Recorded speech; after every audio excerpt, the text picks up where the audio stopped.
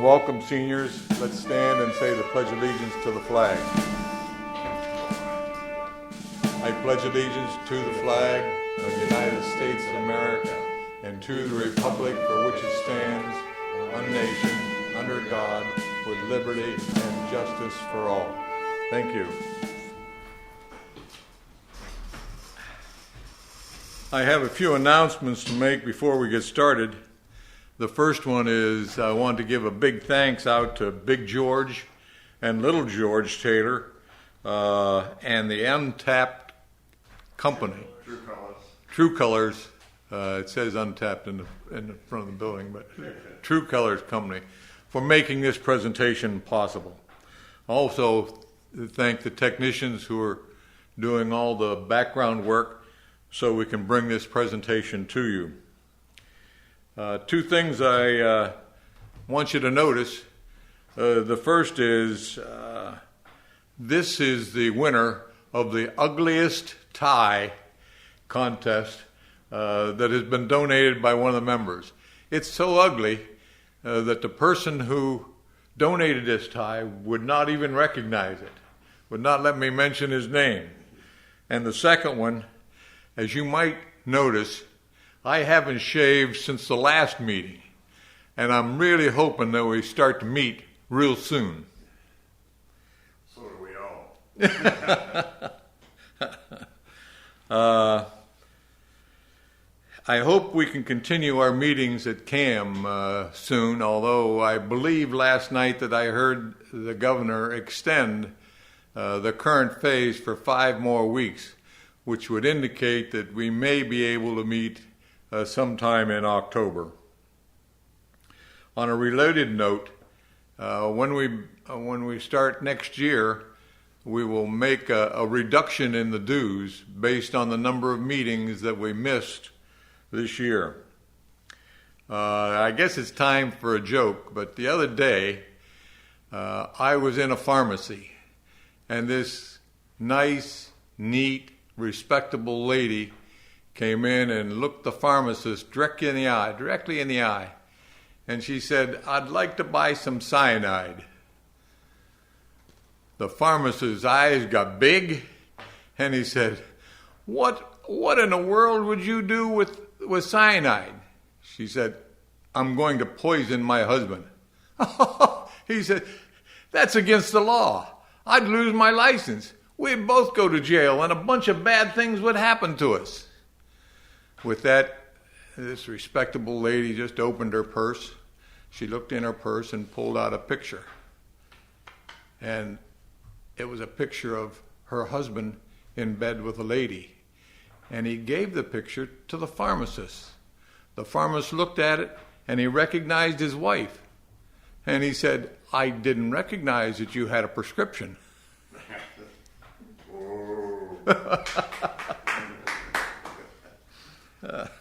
Okay, my next job is to introduce our speaker today. John Weiss has been a member with our organization for 8 years, and some of you will recognize him. He has made several presentations to our club. With that, John, I turn the program over to you. Okay. Good morning. As John mentioned, I've been a member of the club for quite a while right now, and after I, of course, with the camaraderie we'd have in networking before the meeting and afterwards, several of you came up to me knowing my background and wanted to know something about tanks. And, the 15 minutes before the meeting or after really wasn't enough time.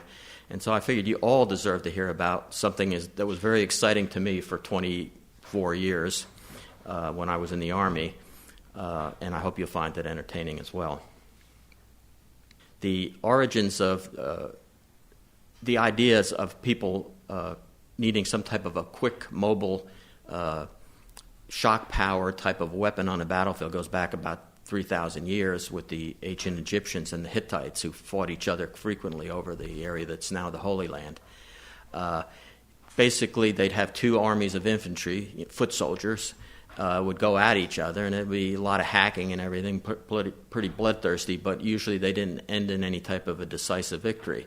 The chariot was the first look at that type of a victory. So you can see a picture there right now. There was a lot of development in that. I could talk to you for about a half an hour or 30 or an hour about that.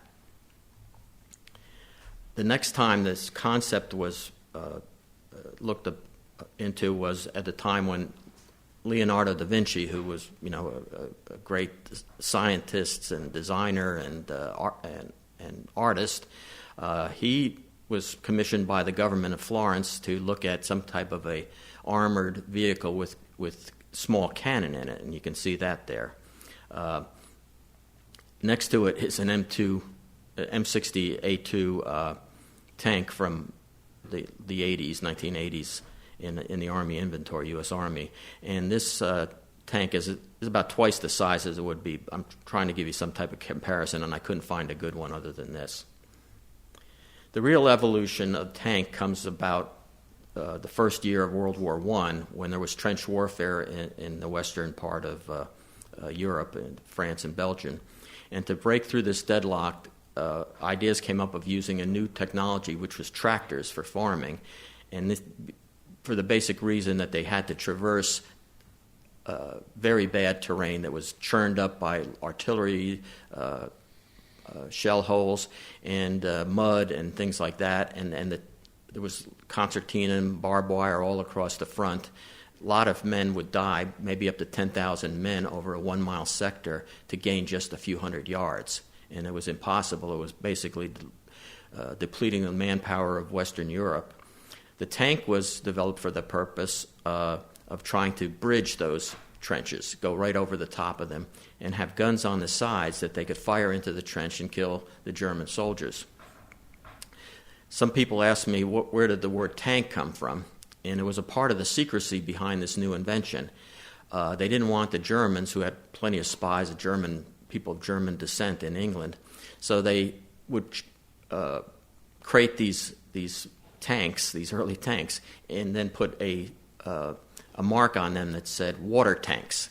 So the Germans would think that this was just something of getting water to the troops. And in fact, that the name stuck. Except in the German army, they called them something else. At the top here, you can see what is called the British mail tank, the first developed tanks. They're called mail tanks because they had a actual artillery-type gun on them. And so they could be used to reduce bunkers or other types of buildings so that the infantry could follow behind them and clean up. The one below that to the right is the British female tank, and that's because their guns were small. They were machine guns only. And you can see there were wheels in the back there that provided for stability, and also in the front there's a bunch of sticks which will be rolled out, and in some cases that would help the infantry that came behind them to cross the trench. At the bottom, you have my all-time hero, and any American that was ever in armor would recognize him as George Patton.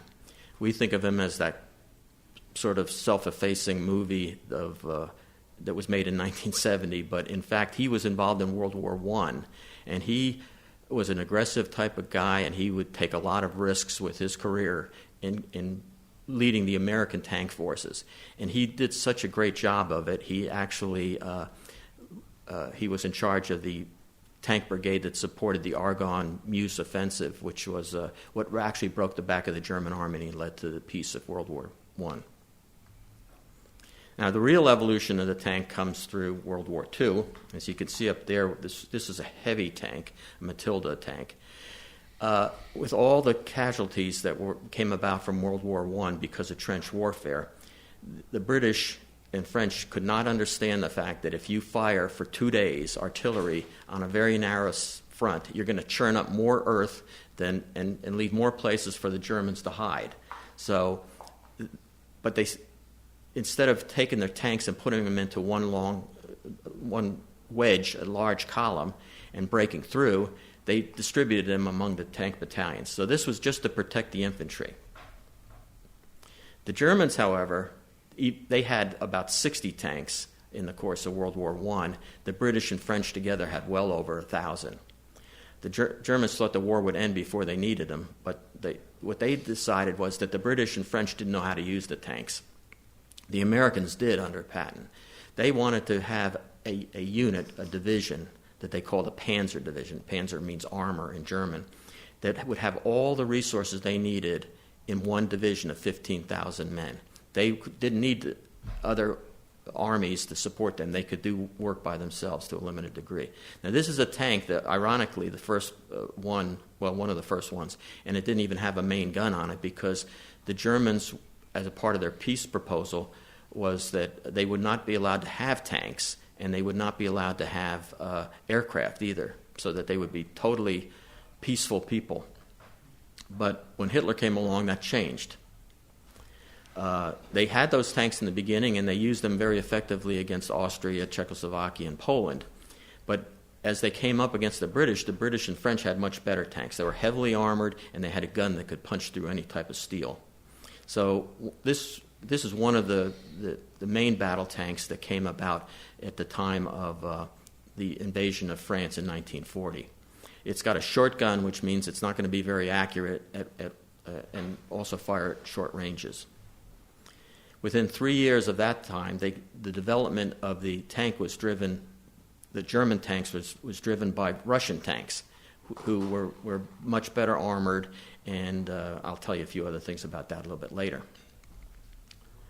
And the Panther was actually the best tank. If you talk to any tankers from any countries that were serving at that time in World War II, the best tank was actually the Panther, because it was light enough that it could get across terrain quickly. It had a gun that was a 75 millimeter gun that in 1943 and 44 could kill just about anything the Russians or the Western Allies put together. The Tiger, however, had an 88 millimeter gun on that. You can see that it's longer and it's bigger. And this thing had a high velocity round on it that could penetrate anything. My scoutmaster, when I was a kid, was telling me that, and he had some pictures actually, so photographs of where an 88 gun actually went through 2 tanks and embedded itself in a third tank as they were coming up. It got one shot through 3 tanks, not all the way through the last one, so the people there survived. The Russian tank development was based on 2 ideas. One is it had to be made cheap and it had to be made quick. One of the biggest things, there was no technology involved in this, really. What they did, however, was take a look at geometry. And in fact, the German tanks had like a 90-degree angle to their armor. The Russians said if you put a 30-degree angle on it, if the round came through, especially if it was a slower round, it would just bounce off, it would ricochet off. It also, if you know geometry, you know that the thickness of the metal actually gets a little bit thicker. So maybe a 4-inch thick armor on the front plate of the tank would actually be more like 5 inches. This is something the Germans picked up real quick after they tried shooting at a few of them and they couldn't break through. By the way, there were 84,000 of these made, and some of them were still in service in the Gulf War of 1991. Very few. There's still some of those in Serbia, in third world countries. The next tank is the one on the left here, is the Mark IV Sherman, which is the great American tank. There were about 50,000 of those built, and the Canadians, British, French, even some Chinese soldiers in the Chinese Pacific campaign had them. It was a very good tank. It was really fast, and it was designed to be very maintainable. So where the British tanks would break down after 50 to 100 miles of operation, the German tanks would break down at about 250, or they needed maintenance at that point. And the American tanks were like 2,000 miles. It was a big, and because so many Americans learned through automobiles, because automobiles were in every town, even if you didn't own one. So they were more mechanically inclined. So they built the tanks so they could be easily maintained. If the tread or the road wheel came off or that, they could fix that easily. Like I said, 50,000 of those were made. And by the way, the Israelis bought up a bunch of these after their independence in 1948. After about 5 or 6 years after they defeated the Arabs the first time, they put, instead of having the 75 millimeter gun on it, they put a 105 millimeter gun on it. And they really engineered this thing so that it was more accurate, better sights. So they were in their inventory in their reserve units up until the late 60s. This is the medium tank that went through most of the Cold War era. T-72. Saddam Hussein, out of his 4,000 tanks, 1,000 of them were these tanks. Very good tanks, very reliable, a big gun, 120 millimeter gun actually, so it outclassed our M60 series tanks. One problem though, it's got a very low silhouette, so you can see that this makes less of a target at long range than the tanks that we had. Like a Sherman had a very high silhouette, and the M60s, which I was mostly in during the 70s. However, when you get that turret, I wish I could point this out here, but if you look at that turret, it can only elevate a few degrees, like maybe 5 to 7 degrees, and it can only depress maybe 3 degrees. When the fighting was going on in the Golan Heights, the Israelis against the Syrians in 1973, the M60s that they got from the United States, they could elevate twice that high, and they could depress it 3 times lower. It was higher profile to be hit. But at the same time, when you're in the mountains or in the foothills, you want to be able to depress that gun if you're on the high ground. Big difference in that, and later on I'll show you how effective it was. And then, my favorite, the M1A2 tank. It's actually version C right now. This is the main battle tank of the United States Army and Marine Corps. It's been in several of our allied countries. I think it's been in Holland. Some were actually sent to Egypt. So what is a tank? Some people have seen movies and they see an armored personnel carrier or a half-track. A tank has to have these functions. First, it has to be able to move. That is a Sheridan. That was the very first type of tank that I was in, and actually it was designated not as a tank but an armored assault vehicle because it could be dropped out of by parachute out of an aircraft. And it's the only tank that could do that. It only weighed 17 tons. It could fly, and we had one of our mechanics actually adjust the governor on it, and it's supposed to only go 50 miles an hour on a road. He had it going 60 miles an hour, and then burned out one of the drives and went flying off into a rice paddy. Shooting, that's the main function. The early days where they were trying to cross trenches and machine gun Germans.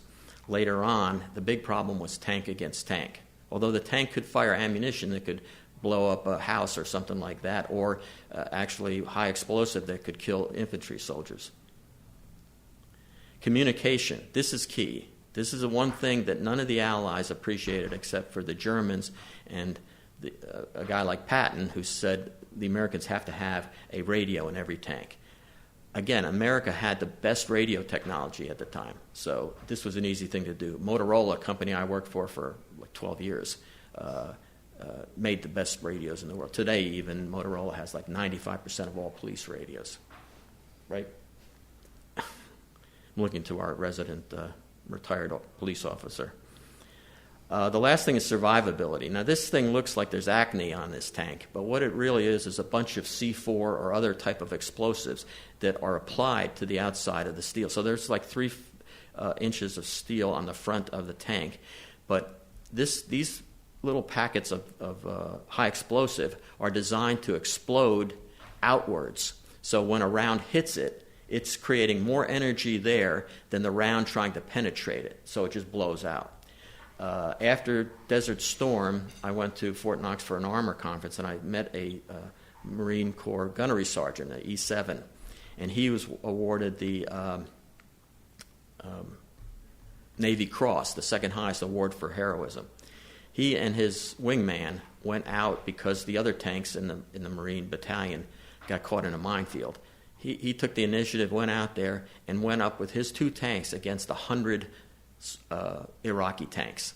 By the end of the day, they destroyed 50 of them, and the rest of them turned tail.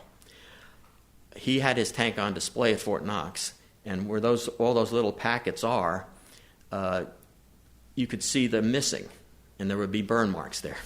He had 7 places where he'd been hit, and he still wasn't backing off. Now, he would fire 2 rounds, pull back, the other guy would cover him, and they go back and forth, come up at different areas to make it look like there were a lot more of them. And he told me that he didn't think he deserved the award because what was happening was the Iraqis were so ill-trained that they should have been firing a sabot round, which we'll talk about later. they were firing the wrong type of ammunition, even though they had both of those ammunitions in their bustle racks, in their racks. The biggest thing is that it has a track and it has a turret. Turret is that device up there that turns around and moves the main gun and machine guns in different directions. Now, to understand the tank crews, the people that make it up, usually they are four-man crews. The United States likes to keep a four-man crew, and I think it's perfect.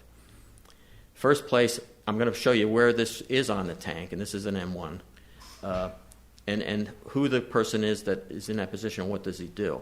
The tank commander is obviously the boss of the four of them. This can be a captain.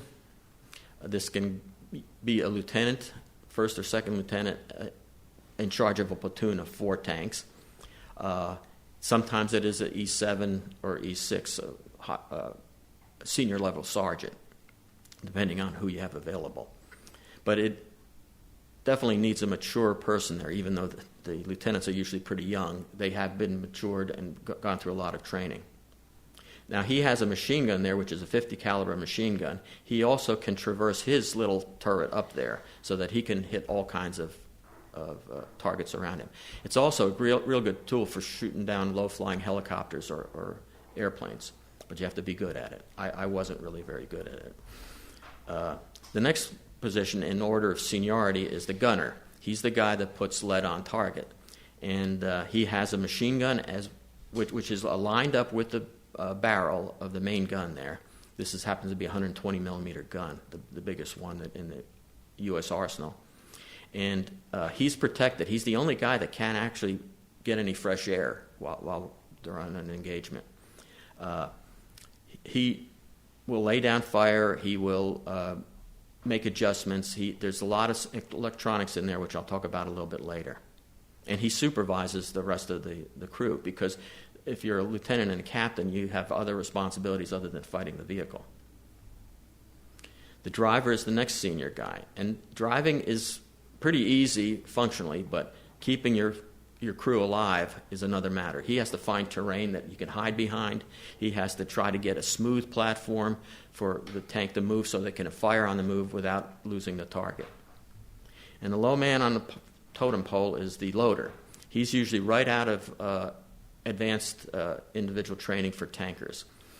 He has to learn his skill here. He does most of the hard maintenance, although all the crews, including me, had to get out there to do some of the things. Some of these, the track itself weighs about 2 tons. So you have special tools, and you need all 4 guys. I should say here, women wanted to get into this MOS in the late 70s and just didn't have the strength, the upper body strength to do it. And they weren't going to redesign a bunch of tools.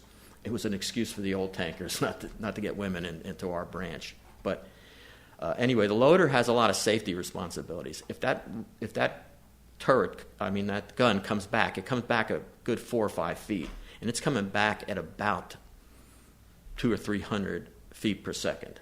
If it hits you, you're dead. You don't have to worry about any hospital bills. This I'm going to go over quickly because I don't want to run out of time here. But in any type of warfare, there's always a threat and a counter to the threat, or a solution. The original threat was to the infantry.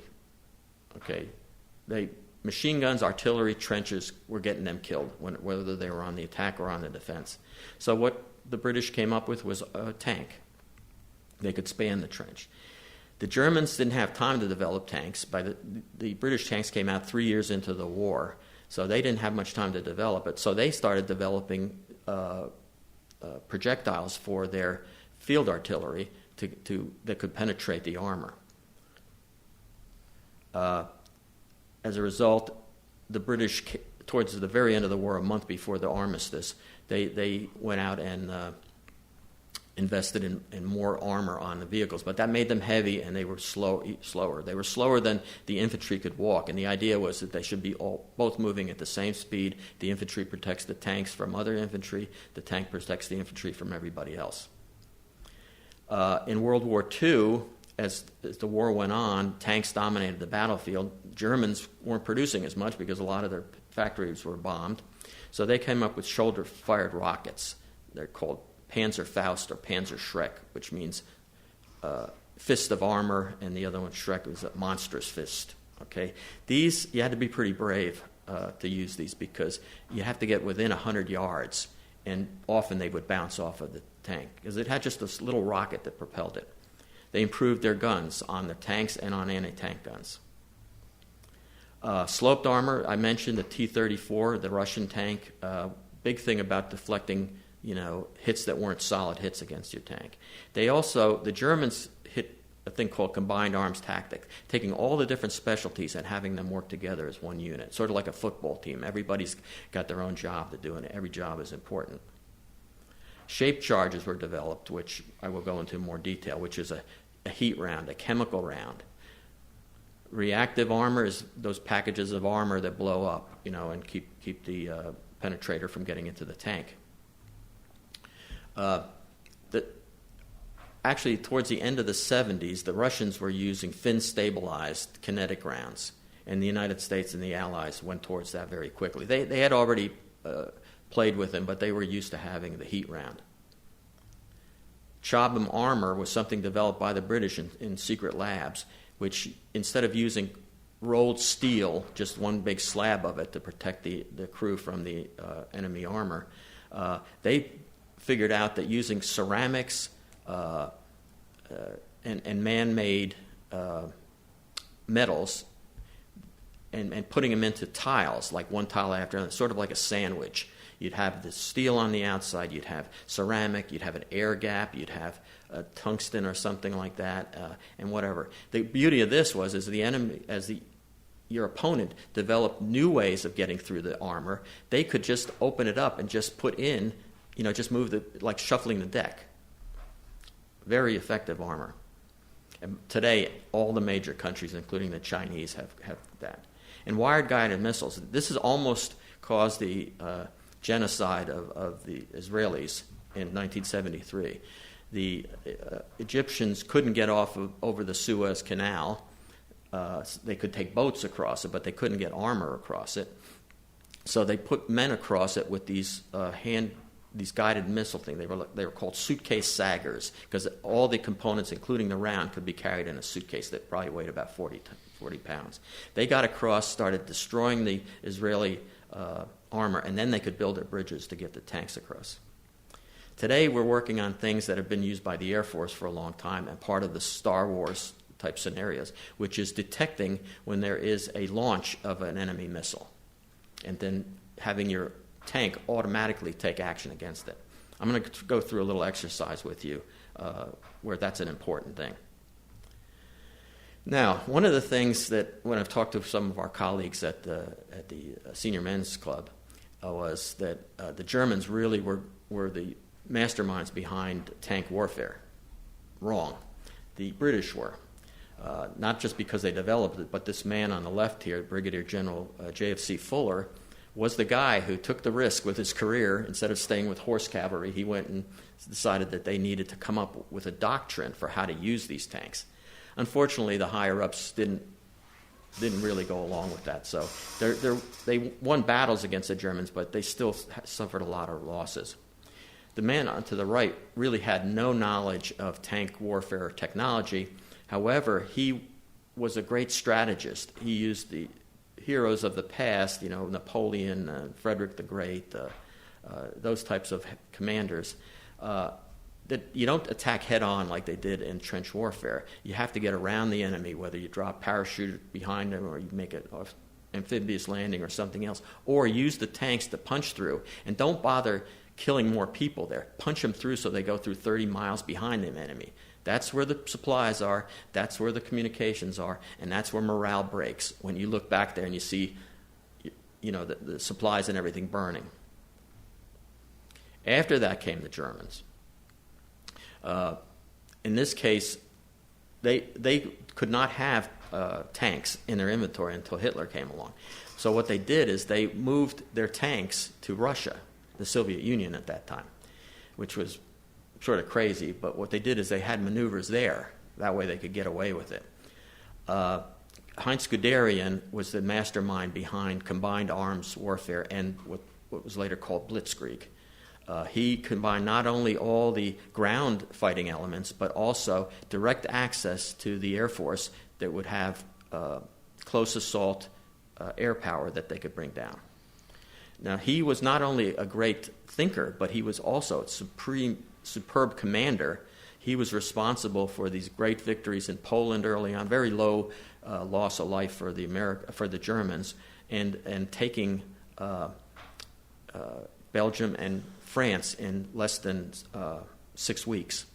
He just moved out, and sometimes his commanders were telling him to come back, and he wouldn't come back. He had everything in one organization, so he didn't need all that support. The gentleman on the right there, the guy with the soft cap there in the center, that's Field Marshal Manstein, who was a great tactician and an operational strategist. That means he could use the tank to its ultimate advantage. So even though Guderian came up with the concept, this guy really made it work. He would hold off Russian forces that were 4 or 5 times the number of men and tanks that he had. Last but not least is the United States. This is probably a name I never heard of, and I was like into tanks when I was a teenager. Colonel Chaffee. Colonel Chaffee was the guy that said, yeah, what the Germans are doing is really smart, but we're Americans, and we exercise a lot more initiative and stuff like that. And he wanted tanks that could easily be repaired on the battlefield and everything. He had combat in World War I, but he never was the guy that led troops in World War II. And then the man on the right, again, Colonel George Patton with the FT-19 French tank. And he not only innovated on the battlefield in World War I in 1918, but also from 1938 on. Okay, why was Blitzkrieg so effective? And in talking to my friends at the Senior Men's Club, it was because they had better tanks. At this point, big thing would go across the street and say, wrong, with 3 exclamation points. It wasn't. They did not have the best tanks until about 1943, halfway through the war. What they did have was practical and reliable radios. I've mentioned to you that Motorola was a big developer of these radios. In World War I, they worked, but the tube technology was not quite as reliable as it could be, and it certainly weren't durable enough to go through getting dragged through the mud and dropping off of a vehicle or something like that. Combined arms doctrine and intensive training, I'll go into that a little bit more. The idea of using infantry, artillery, tanks, and even calling in air support would make a small unit like a division. Like a division is about 15,000 men in a panzer division, an armored division. Out of the number, I guess it was close to 2 million that they launched into the Netherlands, Belgium, and France, and they were outnumbered almost 2 to 1 by the Allies. That's a small unit, but it can do a lot of damage if they don't have to go back and send back for parts and get truckers to move up supplies and medical, evacuate the wounded and stuff. Airborne artillery, those are the Stukas, the Ju-87s, were the mainstay of the tactical air force. These are the guys that didn't necessarily fly over to England and bomb there. They didn't have a very long range, but they were Johnny on the spot. They ended up being there. Some of the people as low as a captain level could have direct access to them if they planned that out before the battle. So they'd be flying around waiting for trouble, and then they come in and drop their bombs and go back and get more. So you didn't have to wait for artillery to come up and the guns had to be laid, like with surveying techniques and stuff like that.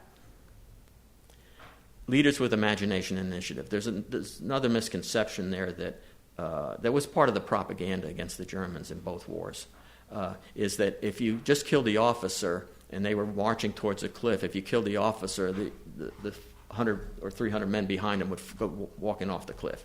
Not true. They had times when, because good leaders lead from the front, where maybe the colonel, any captains in the battalion, and the lieutenants were gone, and you'd have a guy that was a sergeant, E5, the lowest level sergeant. He'd take over, because that's the way Americans work. They did the same thing in Vietnam and Korea. There was a mainstay of the American technique of making war, British as well. Well, the British didn't do it until after World War II.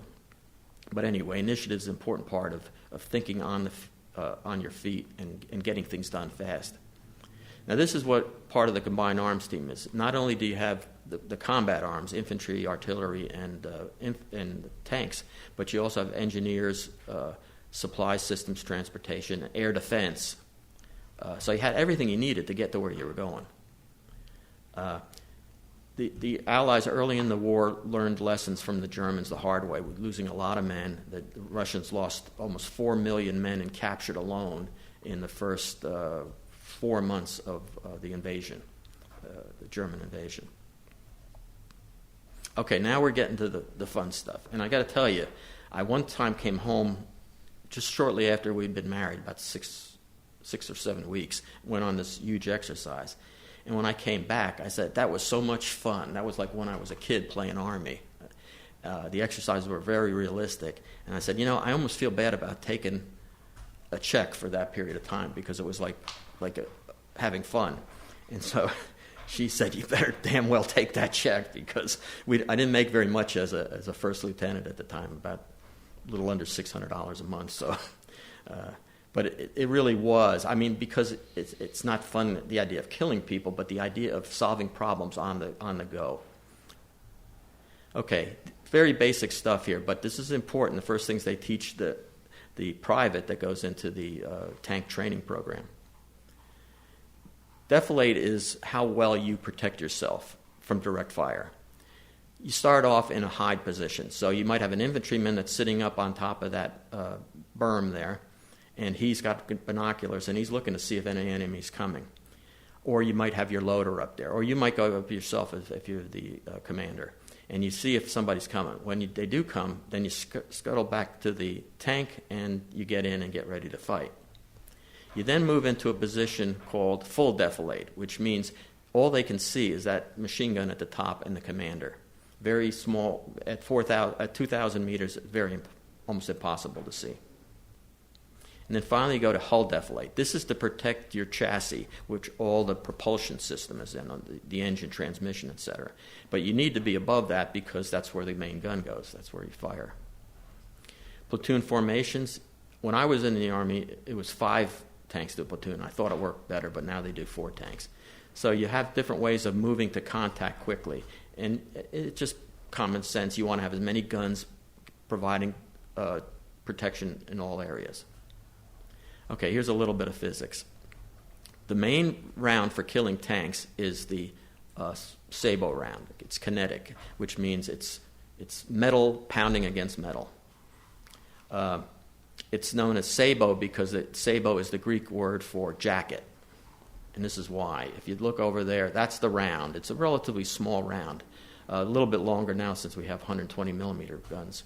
But over to the right there, you see an actual photograph of it breaking apart coming out of the muzzle.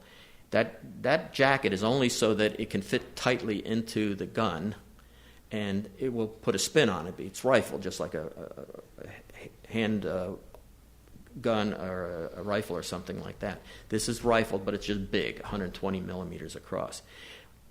It needs that to start it to spin, because once the spin starts, you get accuracy as it goes down range. The jacket then comes off because there's no value to it. This round leaves, if you can imagine this round leaves the muzzle, the end of the gun, at 1 to 1.25 miles per second. It's out there before you hear the sound. It's actually destroyed the other tank. So that requires great powers of observation on the part of your crew to help sight that in case it's too high or too low. When it hits the round, it's about the projectile itself is only about as big as your thumb, maybe 1.5 times as long. But it's made out of tungsten, depleted uranium, and other man-made type composites.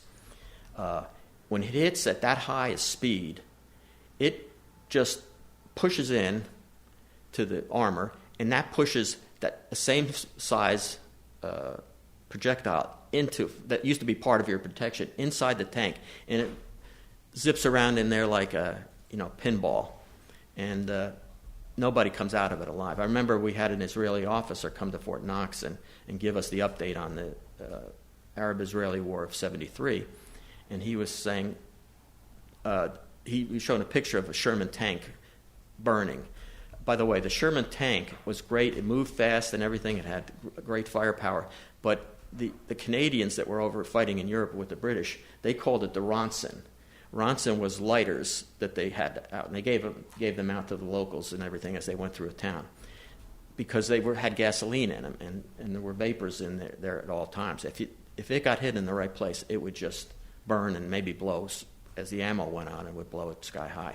Anyway, he came back and he said, you tankers don't have to worry about burning to death anymore, because the minute that round hits your tank, you're all dead. You won't even know what happened.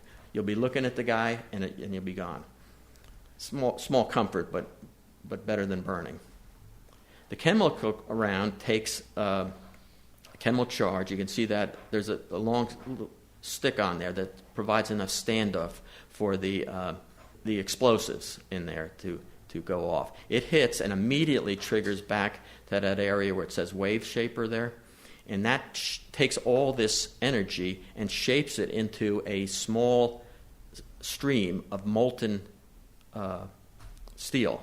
And then it pushes its way through the thing. But this one burns its way through, and it's the burning molten stuff that goes in and kills the crew and ruins the tank.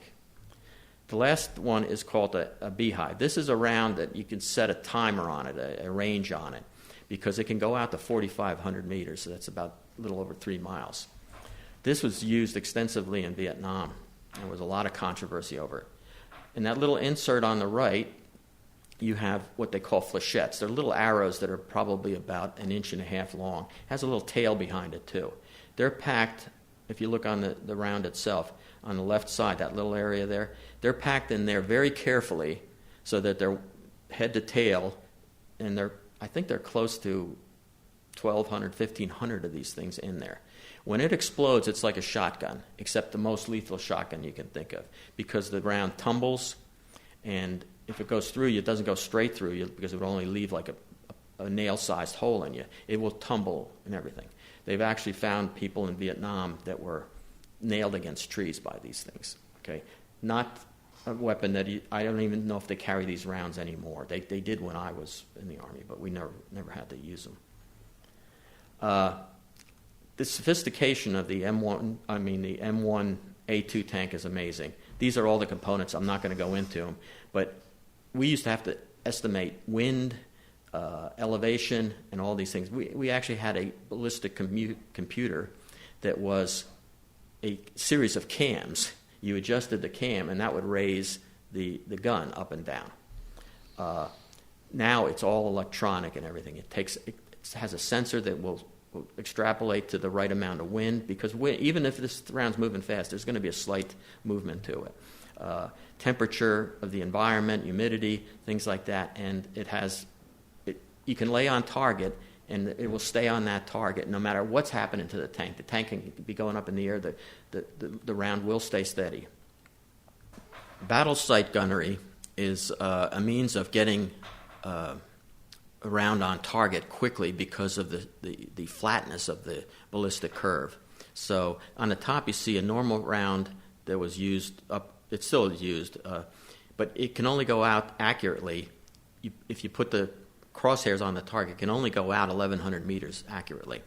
Sabo can go out 1,800 meters. So typically what we would do is when we were traveling and we expected contact, we would use the Sabo, because it would be, you just fire it. You identify the target and fire it. And then 9 times out of 10 you hit and kill.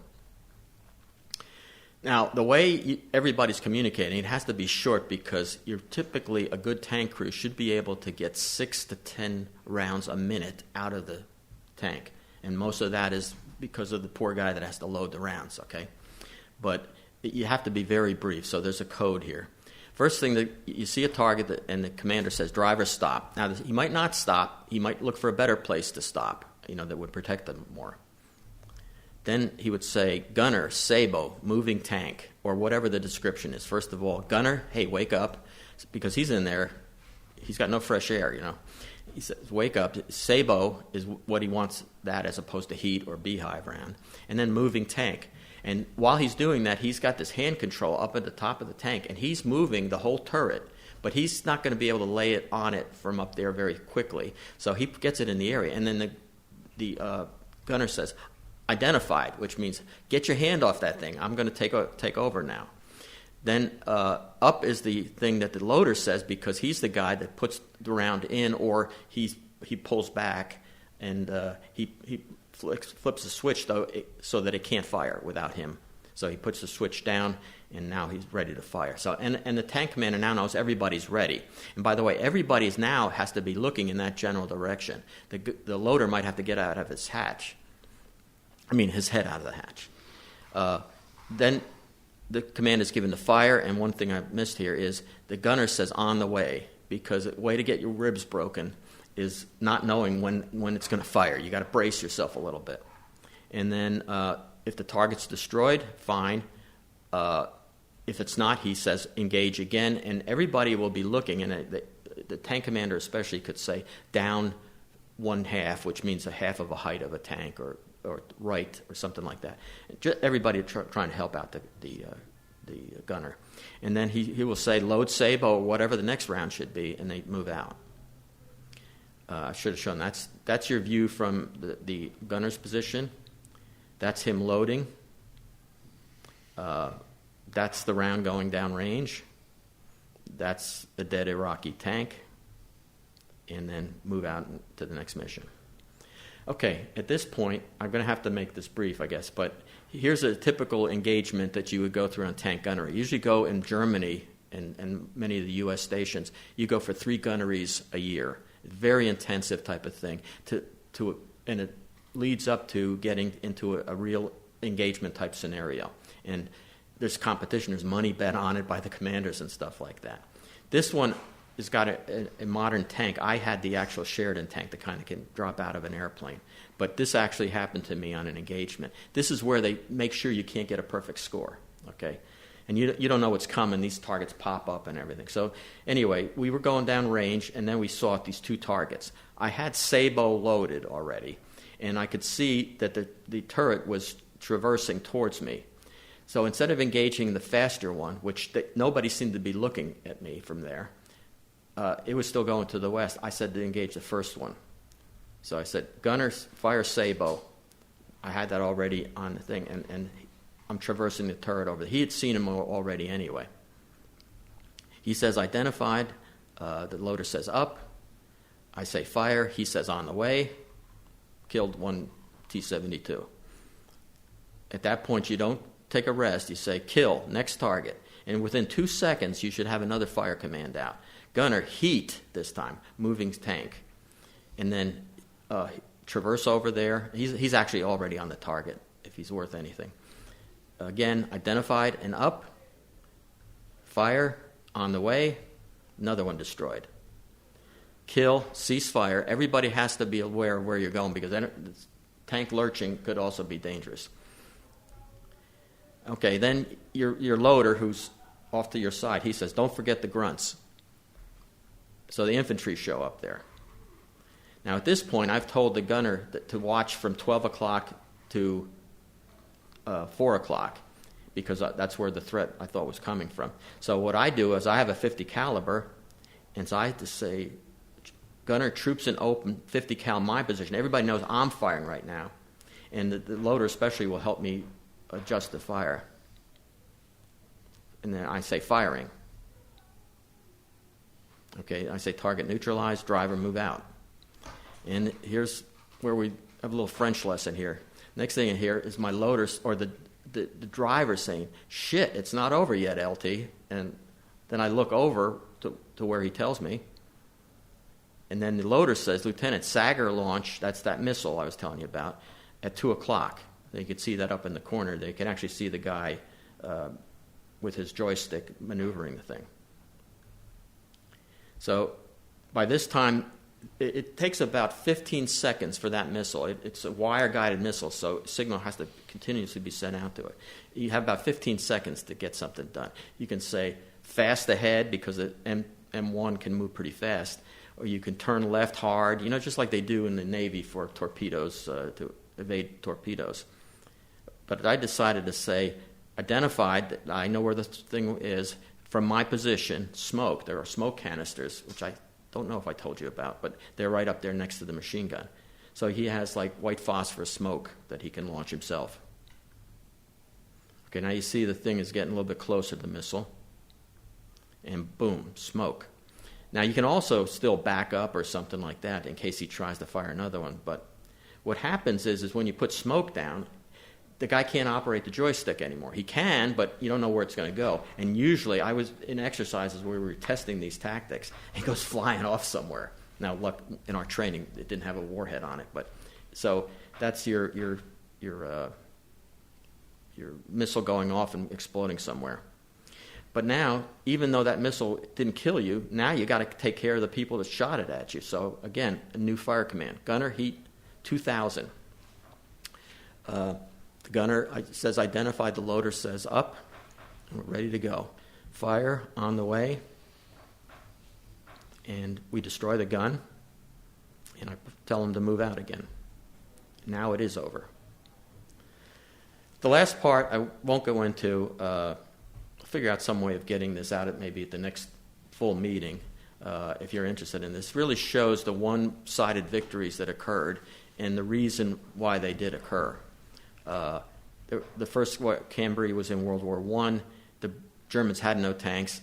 British lost half of their tanks through maintenance breakdowns or maybe some lucky shots from the German artillery. France was a tremendous. I mean, this is not the whole campaign. This was just one battle. Erwin Rommel, by the way, got his fame out of this thing. He used any type of artillery he could use because some of his tank rounds were bouncing off the British tanks. Gazala is another Rommel thing. He went in there, and when you look at this later, you'll see that the British had 1,188 killed according to my table, and they only had 843 to start with. Well, that's because they started with 843. They had another 800 in the rear that they kept bringing into the battle. One of the biggest things is at the very bottom, the Battle of 73 Easting. Most people don't know about this, but this was where a young captain, he was leading a cavalry patrol which had Abrams and Bradleys in it. And they stumbled onto, well, they knew where they were there. They stumbled onto the whole Talcahuanda division of the Republican Guard. And Hussein had actually taken his oil wells in that area, and he'd set them on fire, if you remember that. So there was all kinds of black smoke and sand and everything like that, but thermal imaging sites had been developed about a decade before that, and every tank had it on there. They were firing through it because they could still see the silhouette of the tank because it was giving off heat, or human bodies. By the end of the battle, he had lost one Bradley, which is like an infantry vehicle, and 160 T-72s, T-64 tanks, and 180 personnel armored carriers were destroyed. Now this was a small battle with very few American involvement, but they won that battle decisively, but they also won the operational battle, which is the next level up, because now they had sealed off the escape route for the rest of the Republican Guard. And if you remember from that period of time, they had the Highway of Death, where they were trying to escape, and they showed a picture of the Air Force, Navy planes just destroying that whole area. And so that was the end of the war. He had basically nothing left to fight with. And that's it. I'll hope to see you in October. How much did I go over? How much did I go over? I forgot to set my watch. Thank you, John. And as a tradition, we always present our speaker with the pen, and this is no different. So, how many do you have now? 6. 6? We'll give you the 7th one. Thank you. Thank you very much. This concludes our program for today. I would ask you to send me an email at jag4440 with your comments about this program. And if we have sufficient interest, we may even do it again. And again, I want to thank the technicians here that made this possible. Thank you. Have a good weekend.